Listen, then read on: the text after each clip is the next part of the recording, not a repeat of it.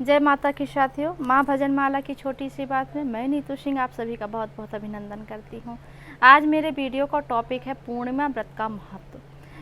पूर्णिमा अपने आप में बहुत ही विशेष और महत्व है। पूर्णिमा यानी जो अपने आप में पूर्ण हो, संपूर्ण हो, उसी को पूर्णिमा कहते हैं। पूर्णिमा व्रतों का राजा माना गया है।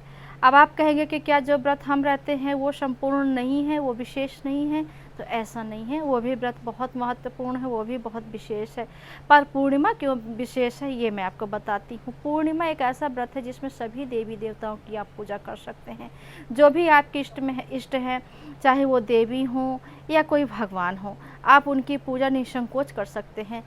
जैसे मान लीजिए आप एकादशी का व्रत रहते हैं, उसमें सिर्फ विष्णु भगवान की पूजा होती है। सत्यनारायण भगवान, लक्ष्मी नारायण की स्तुति की जाती है, उनकी पूजा ध्यान वंदन किया जाता है। शिव चतुर्दशी आता है, उसमें शिव जी की पूजा होती है। गणेश चौथ में गणेश जी की, राधाष्टमी, शीतलाष्टमी, इन मतलब जिसमें नाम से जुड़ा हुआ है, आप सिर्फ उन्हीं की पूजा उनके में कर सकते हैं। लेकिन पूर्णिमा व्रत एक ऐसा व्रत है जिसमें आप अपने देवी देवता की, जो आपके इष्ट हैं, उनकी पूजा कर सकते हैं। संपूर्ण विधि विधान से उनकी पूजा कर सकते हैं। इसमें कोई संकोच नहीं है कि हम देवी की पूजा करते हैं, हमारे मन में रोम में देवी बसी है, तो हम पूर्णिमा को देवी की पूजा नहीं कर सकते। पूर्णिमा में आप देवी माता की भी पूजा कर सकते हैं, पर देवी माता की पूजा के साथ साथ चंद्रमा की पूजा का भी विशेष महत्व है। बगैर चंद्रमा की पूजा किए हुए आपका पूर्णिमा व्रत पूरा नहीं होगा। तो पूर्णिमा व्रत में आप शंकर जी की पूजा कर सकते हैं। जो शंकर जी अपने परिवार समस्त बैठे हुए हैं, जिसमें गौरा माता विराजमान है, गणेश जी, कार्तिकेय जी के साथ में उनकी प्रतिमा रख के उनकी पूजा कर सकते हैं। लक्ष्मी नारायण जो संग में हैं, उनकी पूजा कर सकते हैं। सत्यनारायण भगवान जिनके साथ में लक्ष्मी माता हैं, उनकी पूजा आप कर सकते हैं। आप जो भी अपने भगवान की, जो भी आपकी देवी माता हो, आप उनकी पूजा चंद्रमा पूर्णिमा के दिन कर सकते हैं। इसमें कोई भी निषेध नहीं है।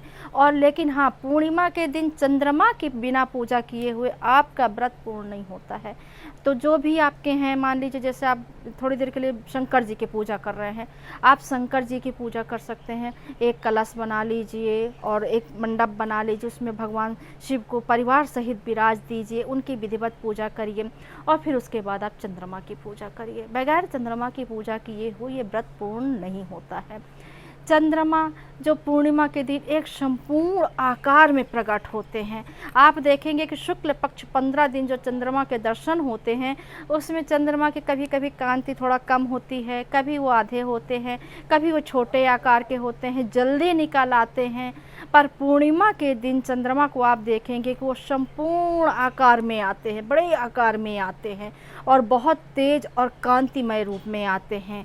और उनका उदय जो होता है वो भी थोड़ी देर से होता है। और कहते हैं कि जो शुक्ल पक्ष 15 दिन चंद्र दर्शन होते हैं, जो उनकी शीतलता होती है, उससे ज़्यादा शीतलता वो पूर्णिमा के दिन लेके आते हैं। और चंद्रमा के दर्शन मात्र से, पूर्णिमा के दिन यदि आप चंद्रमा का दर्शन मात्र कर लेते हैं तो आपका कल्याण हो जाता है, आपका सुख और शांति में वृद्धि होती है, आपके बच्चे पति सब निरोगी होते हैं, सुखमय होते हैं। तो जिसमें आप पूर्णिमा का व्रत कर रहे हैं और चंद्र दर्शन कर रहे हैं, चंद्रोदय की पूजा कर रहे हैं, तो उसका तो एक बहुत ही विशेष महत्व हो जाता है। जिनके पुत्र थोड़ा मंद बुद्धि होते हैं, जल्दी हंसते बोलते नहीं हैं, थोड़ा कभी जल्दी बीमार हो जाते हैं, विद्या अध्ययन में थोड़ा कमज़ोर होते हैं, ये कोई भी ऐसी चीज़ है, मान लीजिए जैसे कुंडली में कभी कभी घात निकल आता है, तो ये चंद्रमा की पूजा से ही दूर होता है। जिनकी विद्या बिल्कुल, बच्चे पढ़ते तो ठीक हैं, लेकिन जब भी मतलब उनको ये बोले कि ये कोर्स पूरा करो, ये परीक्षा का समय आ गया है, या ट्यूशन जाना है, स्कूल जाना है, तो वो बहुत बहाने करते हैं। यानी वो पढ़ने का मन करते हैं लेकिन वो विद्या तरफ जा नहीं पाते हैं। तो चंद्रमा धीमा होने की वजह से ये सब होता है। तो उसमें चंद्रमा की विशेष तौर से पूजा करनी चाहिए। पूर्णिमा व्रत एक बहुत ही महत्वपूर्ण व्रत इसीलिए माना गया है क्योंकि समस्त देवी देवताओं का इसमें आवाहन हो सकता है। और पूर्णिमा में सफ़ेद वस्त्र पहने या सफ़ेद चीज़ का भोग लगाए। और इसका व्रत का भी एक बहुत ही सुंदर विधि विधान है, नियम है, मंडप बनाया जाता है। यदि आप लोगों को ऐसा कुछ लगता है कि हमें पूर्णिमा व्रत रहना है और हमको कोई भी पति या पुत्र किसी के लिए भी, अपने लिए भी आप रह सकते हैं कि बार बार हम बीमार होते हैं या हमारा किसी चीज़ में मन नहीं लगता है, तो आप अपने भी ग्रह पूर्णिमा व्रत से शांत कर सकते हैं।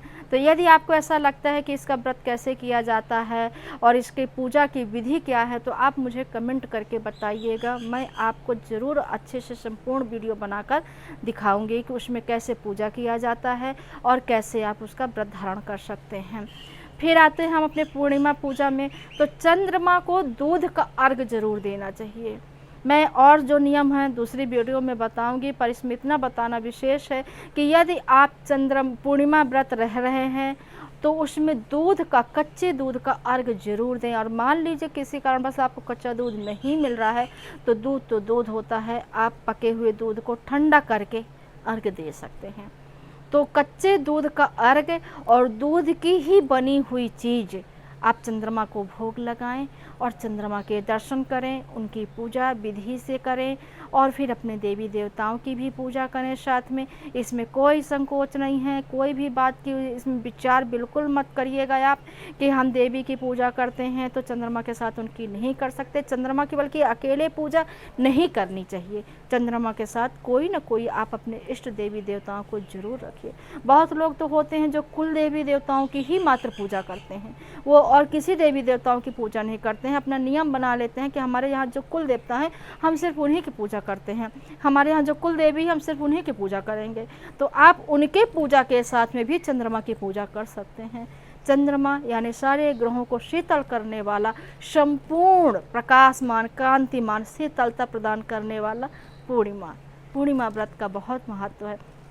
यदि आप लोगों को मेरी वीडियो अच्छी लगती है तो प्लीज़ सब्सक्राइब करिएगा, लाइक शेयर करिएगा, कमेंट करके मुझे बताइएगा कि मेरे वीडियो में मुझे और क्या बताना चाहिए था या मैं किस विषय पे वीडियो बनाऊं।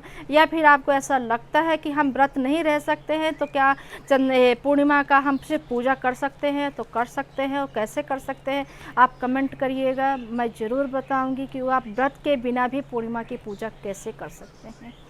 तो इसी के साथ मेरा वीडियो बंद करती हूँ। आप सभी से जय माता की।